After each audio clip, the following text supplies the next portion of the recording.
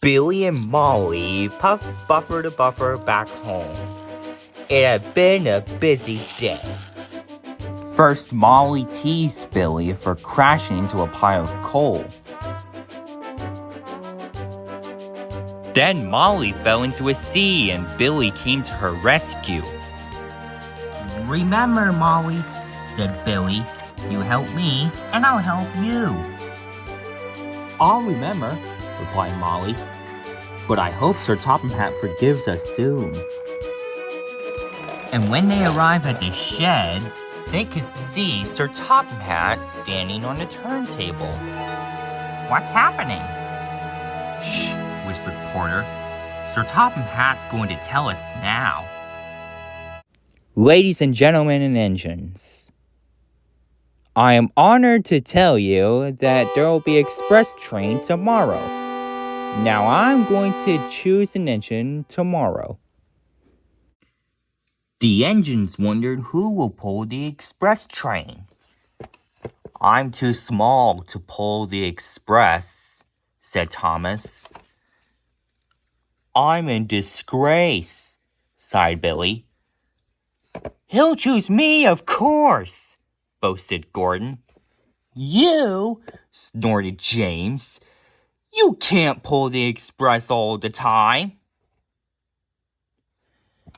"He'll ask me to pull it, and I'll be spick and span." The next day, it was cloudy, and James was shunting some freight cars. But he didn't watch where he was going, and the jars of jelly fell onto the top of James. Poor James. "Well, you're perfect for our lunchtime snack," laughed the troublesome trucks. Then Sir Topham Hatt spoke next.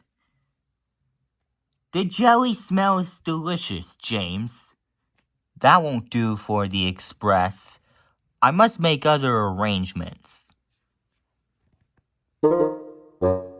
Then Sir Topham Hatt came to see Molly and Billy. "Please, sir, one at a time," said Sir Topham Hatt. "Yes, Billy?" "May Molly pull passengers again?" I think you are both sorry and deserve a treat. Billy will arrange the express coaches, and Molly shall pull the express." And so Billy got to work, shunting the express coaches into place. And then Molly came to pull the express. "Thank you for arranging them, Billy," she smiled. "Oh, you're welcome, Molly," replied Billy. And Molly set off.